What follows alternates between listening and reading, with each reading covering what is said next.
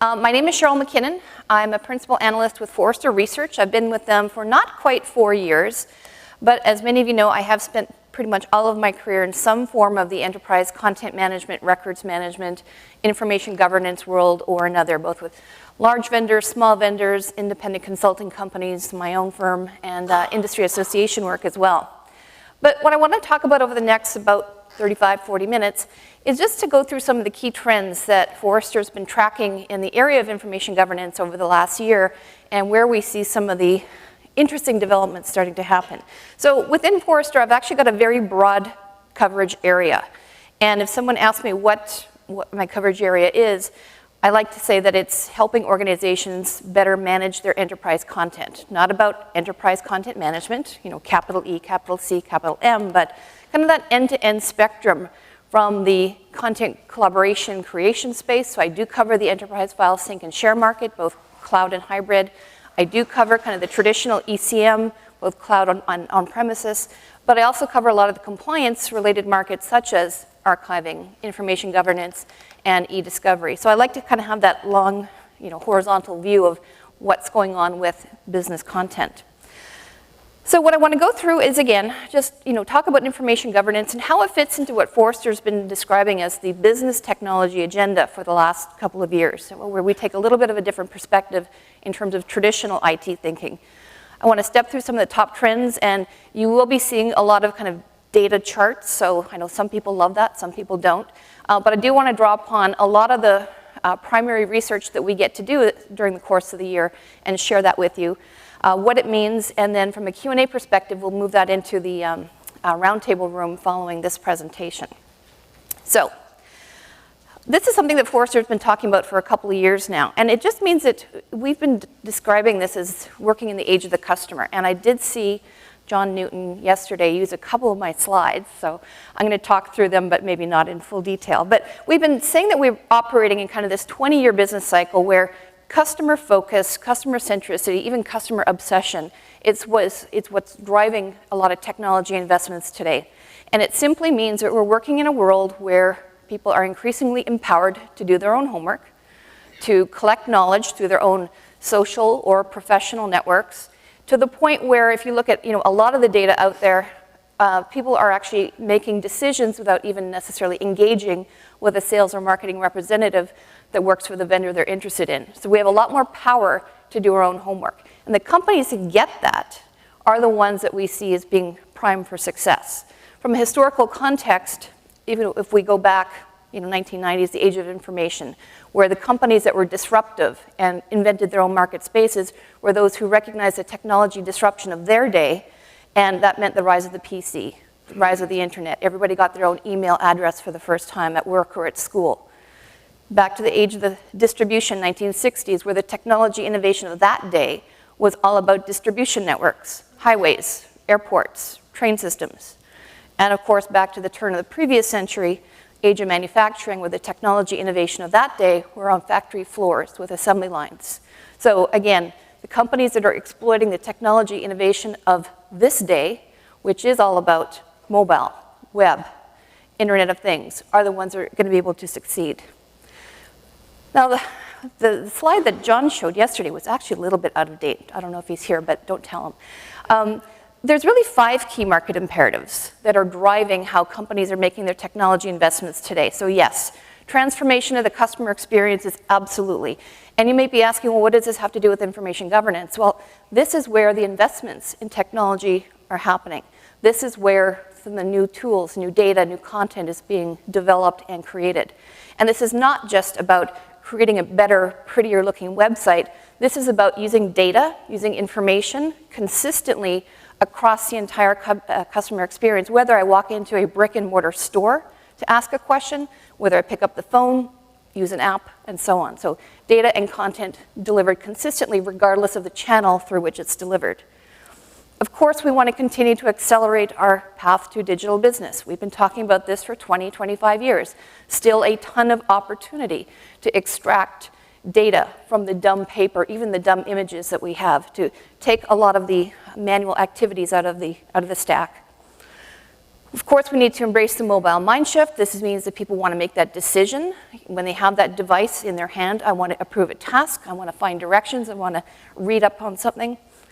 I want to turn business insights into action. That's really kind of the next logical level of maturity beyond big data, which has been the buzzword for several years.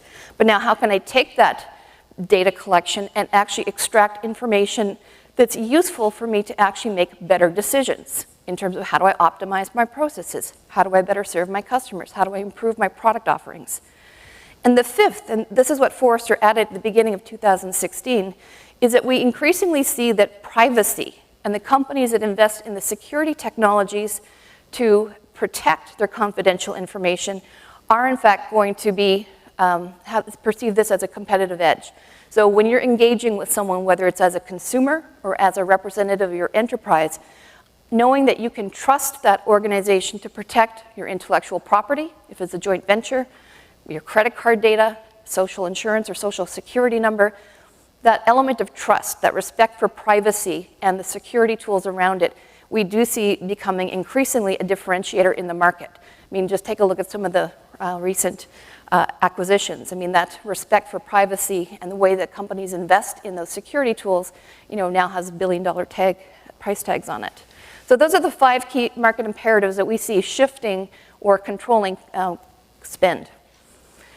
Now, every year we also have what we call our the business technographics team at Forrester, the Priorities and Journey Survey. And we ask, in this case, over 18,000, both business and technology decision makers, what are your top corporate priorities for the year? And this is really important from a governance perspective, because when we think about the goals and the objectives, the kinds of business benefits we want to extract from an information governance program, sometimes it's really hard to get those business cases funded, because often we go in with a business case that's out of alignment with these corporate priorities. So for 2016, the number 1 corporate priority at 74% was to grow revenue. Number 2, improve the experience of our customers. Number 3, to improve products and services, and then reduce costs. Doesn't sound like it should be a shock that grow revenue is number 1, but this has not been the number 1 the last couple of years. In fact, improving customer experience has been the number 1 corporate priority for the last 2 or 3 years. So this is actually something that I deal with almost on a daily basis. A big part of the analyst job is talking in 30-minute sessions, these inquiry calls, with the enterprise buyers, typically senior IT, customer experience, digital experience roles, and helping them make decisions about their priorities, their technology investments. And very often I see that they come at some of these governance issues. How do I build out a stakeholder team? What should I prioritize in terms of my project plan? What tools can you recommend? And very often that business case is out of alignment with their bigger picture corporate requirements. So if your company has their number 1 requirement of grow revenue, and you're coming in with a business case that's all about 20% cost reduction, there's a mismatch there. And those are the business cases that get really hard to fund. And when I talk even to some of the big vendors who for a number of years had kind of played that cost reduction card really hard, they will now actually admit, yeah, it didn't work because that business case was actually out of alignment with the company priority from a big picture perspective. So I like to kind of start with this chart because it really has to put the decisions that we make, the investments we make, and how we construct things like a business case in a bigger picture context. One of the reports that we published earlier this year is what we call a TechRadar. And so I led this, collaborated a bit with some colleagues in my security and risk team as well. A TechRadar is kind of like a heat map in terms of where are the different related or adjacent technology markets kind of hot or not. And I titled this report, The Information Governance Enabling Technologies. Kind of a mouthful, I know, but I deliberately didn't want to call this the Information Governance TechRadar, because we don't view information governance as a technology or a product or a piece of code. You can't go buy it off the shelf and suddenly have your house in order. So what I wanted to do is to really explore all the different related technology markets that might fill a governance gap that a particular organization would have. And so I tried to pull together technologies that maybe have their roots in e-discovery, in data management, content management, security as well. And the way that we map this out is to really look at the different technology categories in terms of their maturity level. So how long have they been in the market? Are they in decline? Are they brand new?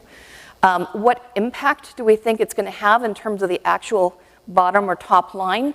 And how long do we think it's going to be in that category before the next level of maturity? So if you take a look at the blue line, those are really the types of technologies we think are going to have the biggest direct impact on business success. And those are things that you might not immediately think of in terms of the impact on information governance, but what we call business content services. That's the sub-market of ECM that really focuses in on business productivity. Whereas the transactional content services, that side of the ECM market, which is a lot more about forms and workflow, capture and scanning, we actually see it coming into a bit of a decline mode. So even within the enterprise content management market, we're starting to see the vendors beginning to split, specialize, or have specific packages to support those at different levels of direct impact to business. A lot of the e-discovery tools, things like review platforms, early case assessment, we actually see as either on the moderate to minimal success. Again, not that these technologies aren't important, they absolutely are, but they're probably more of a back office impact than a front office impact. And that's where the risk might be in terms of getting funding for some of these technologies. So this is really kind of where we see the bigger kind of set of related markets to underpin an information governance technology landscape. Some companies are going to need to invest in some tools, some in others, but this is kind of the big picture landscape that we've been tracking. Okay, so let's move into some of the key trends that we've been monitoring. First thing is, we've been talking about information governance for probably 6 or 7 years by now, maybe a little bit longer.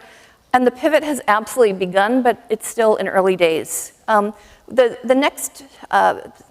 trend section here, you're going to see a lot of data coming from a couple of sources. One, we do a lot of annual surveys. I just got the data back from our 2016 Enterprise Content Management Panel survey. But we also have been working with the industry association ARMA for the last several years in terms of taking the pulse of their member base, concerns, challenges, trends, et cetera. So you're going to see a couple of different data sources over the next few minutes. The first really interesting thing is that we're starting to see that the org charts, to some extent, are starting to shift. In the US especially, the records and information management programs are typically championed by legal or technology roles, so a CIO, Chief Legal Counsel. Outside of the US, it's almost never legal. So that in itself is already kind of an interesting distinction. The other kind of interesting and something that's kind of been disturbing me for a while is that there's no clear home for the records and information management function inside enterprise. You'll see the data chart in a moment, but it's kind of all over the map. The reporting structure is not consistent across most organizations. But it's interesting to see that reorganization efforts are starting to happen, meaning moving records and information management teams into IT, blending more technical roles. So we are starting to see that happening. So this again is coming from our last survey with ARMA, 2015. We asked the question, so who are the key executive sponsors for your records management program? Number 1, general counsel or senior most legal decision maker. If I take the US respondents out of this, because it's 350 some, it then shifts the complexion.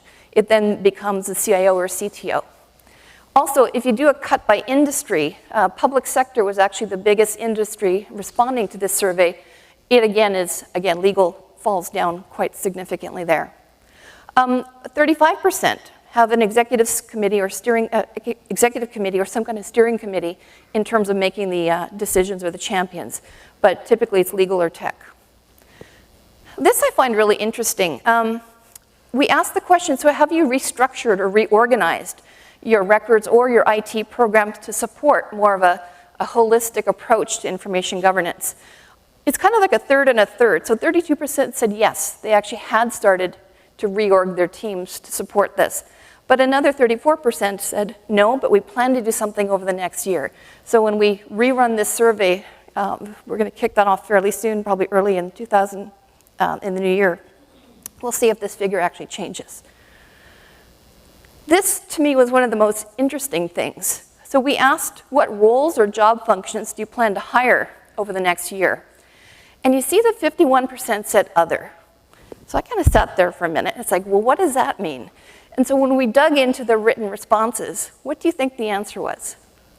Correct, none. Nothing, none, none of the above, etc. So a lot of programs are being frozen. Where investments are being made are in non-certified records and information management professionals, scanning and capture specialists, certified RIM professionals, and then we get into a lot of the other roles. But very interesting to see that a lot of programs do not plan to expand. In terms of asking, so how is the governance of the program actually structured? 28% said that they had a steering committee of senior stakeholders. That to me is a positive sign. Until you look at the close number 2, we have no formal governance. So we're kind of seeing a little bit of a bipolar effect here. And it's very interesting because I see this very similar data pattern when I look at the results from our enterprise content management panel survey as well. Kind of all or nothing are the number 1, number 2. This, I think, has actually been interesting.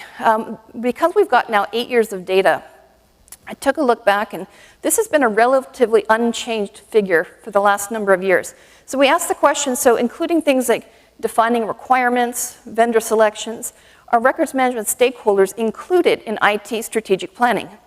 And the 60-40 split has been very, very consistent. So 60%, or actually 59 this year, versus 41% said no, we're not at the table. This is actually a data point coming from a technology survey that we do. It's called our Data and Analytics Survey. So these are primarily BI or other analytic professionals. And what's interesting here is that we do see that the recognition of the value of blending content and data into a more cohesive strategy is actually rising on the technology agenda. So we asked the question, what are your firm's plans for the following data-driven initiatives?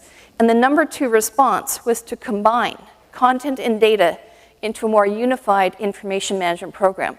To me, this screams an opportunity for information governance. So trying to break down some of the silos between different teams, different application management organizations is second in terms of being top of mind. Interesting, though, that recruiting more people with advanced data skills is actually the number 1 priority. And we do see this theme of skills through a lot of the data that we have been collecting. This is a chart that we published a couple years ago in our information governance, kind of our flagship report.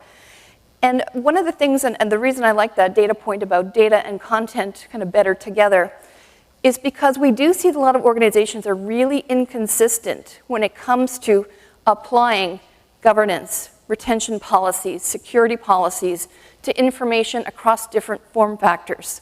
So if you think about how people work, right? I'm going to go into my database because I need to make a decision. I'm going to find what I need, and then what do? I'm probably going to export it into an Excel file, a report of some kind, and suddenly I've jumped this magical wall between the world of data and the world of content, and suddenly the world changes. I have different rules, different policies. Okay, so I've got my Excel file. What am I going to do? I'm going to build a chart. I'm going to take that chart, paste it into a PowerPoint deck, email it to 20 people to get a response. So we've now got this data, suddenly being described as unstructured information, unstructured content, because it's sitting in a PowerPoint deck or an email. So we need to really think more holistically about information across the spectrum, recognizing that it's going to shift the form factor, the file type, probably multiple times. Second key trend, we do see that information governance professionals, the biggest worry right now is all that stuff that sits outside of their traditional purview. One of the things that I think is probably the biggest but kind of quietest disruptor in this broader information content management market is the requirement now to serve what I've started to call the extended enterprise. The need to share securely in an organized, structured, version-controlled way key corporate information with partners, suppliers, customers, regulators potentially. This has been a quiet disruptor because this is where some of the traditional enterprise content management tools have been a little bit upended by some of the cloud-based file sharing tools. because they haven't had the licensing models and the ease of access, the investment in usability in mobile to really serve that very quickly ramping requirement. So what does that mean from a governance perspective, right? If we just use email attachments to collaborate with external parties, we're going to lose all of that version control, naming conventions, lifecycle management. So we are starting to see the rise of a lot of these technologies that are including that extended enterprise as part of the policies and rules that can be applied to the information. I think this is really where a lot of the investment is going to be going. It's almost like if you use a theater analogy, kind of break down that fourth wall of enterprise, recognizing that these external participants are increasingly equal parties in workflow, in co-creation activities, in approvals. So again, coming from the ARMA survey, which of the following represents your top challenges? Number one, the volume of unmanaged digital documents sitting outside of the traditional RIM control. Not a shock. But then again, we get into things like skill sets and alignment. Second key challenge, lack of alignment between IT, legal, compliance, and business. Staffing or developing in-house skills. And then inconsistent use of the tools by end users for things like classification or user adoption. But very interesting to see that this whole unmanaged universe, especially around documents and files, is a number one area of concern. But this is going to continue to get bigger. This is a data point coming from our ECM survey. This is the 2015 data chart, but it was actually a very similar pattern in 2016. Are you allowing external users access to your content management systems? About 2/3 over the last couple of years had said, no, not going to happen. 1/3, but about 2/3, in fact, do have some form of yes. So perhaps it is specific applications designed for this purpose. Maybe it's just kind of that trusted network of consultants, legals, other service providers, and maybe it is, in fact, customers and partners. So this opening up of the content applications to those trusted parties is something that's continuing to grow. And if we ask the question, well, what are you going to do? What they want to do is collaborate with contractors, agencies, consultants. These are active participants in how we run our business. And email attachments don't work anymore. But the second one I think is really interesting, secure sharing of customer or citizen correspondence, statements, and forms. We're actually starting to see, like for example, big banks, insurance companies, even some public sector, wanting to build out these safe, secure document zones to upload forms, photos, any kind of evidence they need to kickstart a case, for example. And we're even seeing big banks basically roll their own. So they're not OEMing or white labeling tools behind the covers. They're actually investing in their own R&D to build out these services for secure, safe document sharing. So very interesting to see that happening. Cloud, not shockingly, remains an area of skepticism for a lot of the risk-averse roles that we surveyed. Again, the records information management audience. So we asked the question, are you using any kind of SaaS, cloud, or hosted solution for records management?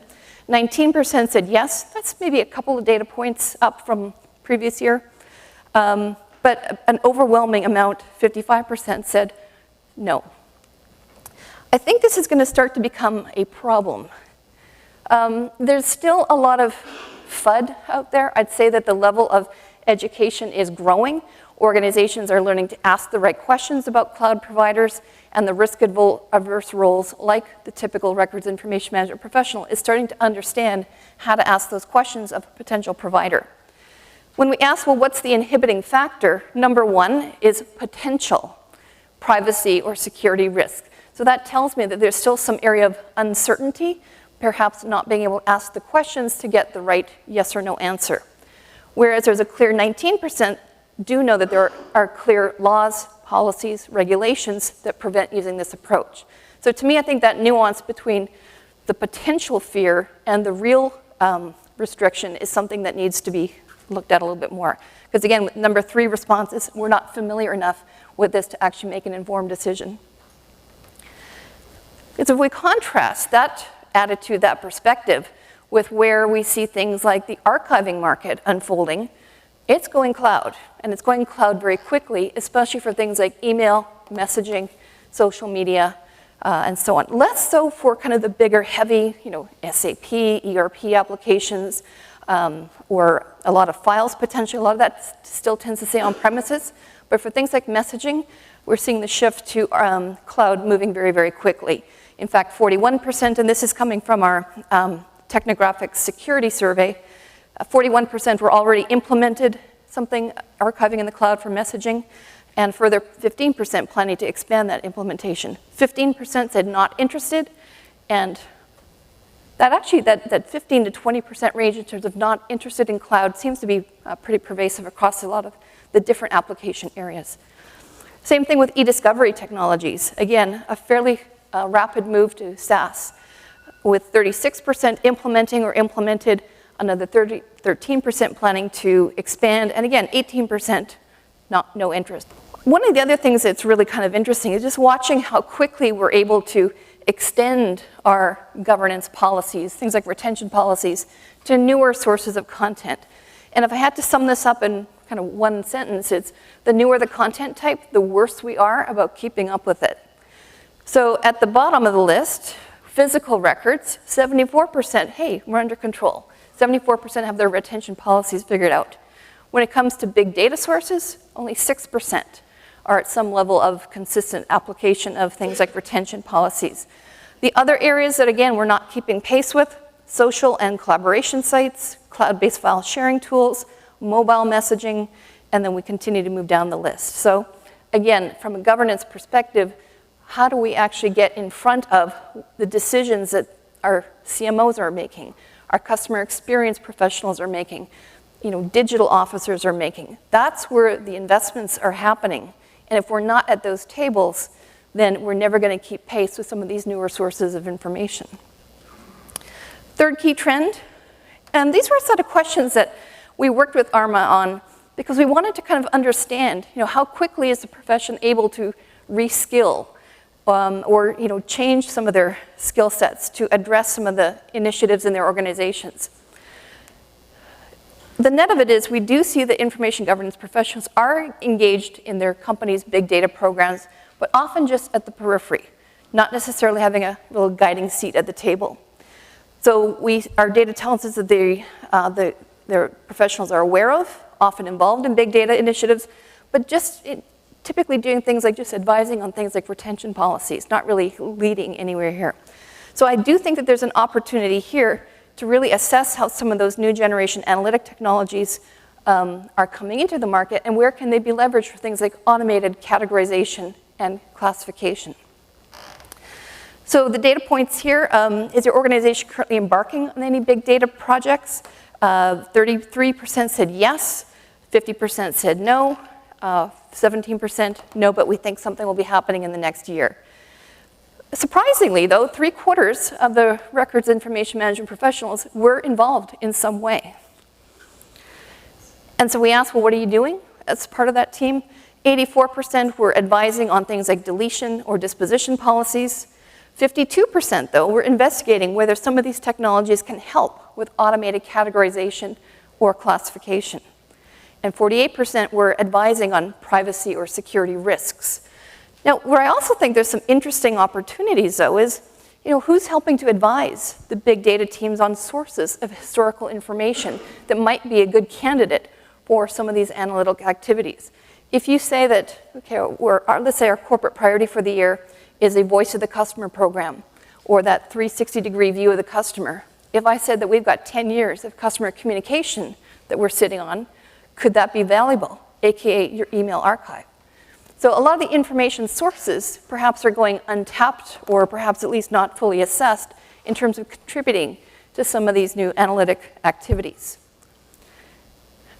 We need to keep pace with it because it's going to continue to get worse. This is not a shock to anybody. One of the questions that we asked was, where do you expect the volume of current content to increase or decrease? For electronic records, 94% expect an increase. For electronic documents, those not formally defined as business records, 79%. Interesting, though, we do see decline happening with respect to physical. If I did the public sector data cut, declining at a much slower rate, probably not a shock. But 34% plan to decrease their use of third-party warehouses. for physical record storage, 43% decreasing their on-site storage. So, to kind of wrap some of this stuff up, one of the things that we've been advising our customers is to, when you're trying to figure out the priorities for an information governance program, if you don't know where to start, first off, where can you find the high risk, high reward? And take an outside-in perspective of what some of those obligations might be. It's really easy to figure out, okay, who internally should I bring to the table? Of course, we've got our legal, we've got compliance, we've got IT, we've got line of business representation. But we often forget about those external stakeholders. So if you draw that straight line of sight, what do these three regulators expect from me in terms of timely responses, in terms of obligations they're imposing on me? What are my customers or citizens if you're in public sector? What are their expectations in terms of how do I store, protect, manage, and ultimately dispose of the information they entrust with me?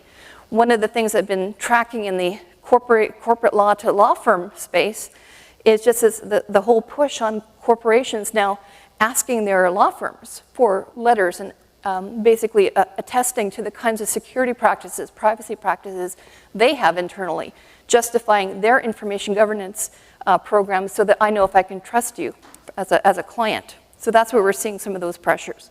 What do your partners and suppliers expect? Again, if they're sharing intellectual property, contracts, customer lists, how do they expect your information to be handled from beginning to end? And I think it's also important, like, if we take a look at some of the other, otherwise very helpful reference models for information governance, decompose this big blob of, quote, the business in terms of being a stakeholder. Different kinds of organizations are going to have different levels of importance in terms of different business roles. If I'm primarily an engineering company, then I need someone from R&D or perhaps a CTO at the table. If I am working in a consumer manufacturing, maybe my CMO needs to be at the table in terms of brand preservation issues that would fall under an IG banner. So think about, again, that composition of the internal, but also the external team. So just a few kind of summary points. If I had to really put my finger on one kind of disruptive area here, it is that engagement of the external enterprise, the breaking down of the fourth wall of enterprise in terms of how we generate, share, co-create content and data. And we need to be able to figure out those guardrails and guidelines in terms of how we do that safely, securely, without impeding the flow of business. Because remember, your top corporate priorities, growing revenue, improving customer experience, improving goods and services, and then you get into cost reductions. Obviously it's going to differ from company to company, but keep that in mind and understand how those corporate priorities are going to drive your technology investments. This whole fear of cloud, I think we've come a long way over the last 4 years in terms of more comfort with cloud adoption, the fact that many of the major vendors have a very aggressive cloud-first roadmap is helping educate and get over some of those issues, but we do need to understand what's a real threat and what is just a perceived threat. And I think we do have to prepare for some disruption. I've been talking about this for a couple of years and sometimes get some frightened looks, but I think as we start getting into this era of big data, new generation analytics, we're going to start to see some conflict in terms of our traditional perspective on things like retention schedules, especially when it comes to retention schedules that are defined by quote-unquote business value versus some very clear legislation or internal policy. So, because if we think about it, the business value, our classic rot example we've used for a decade, is the let's go for lunch email. Agree, no business value once lunch has been had.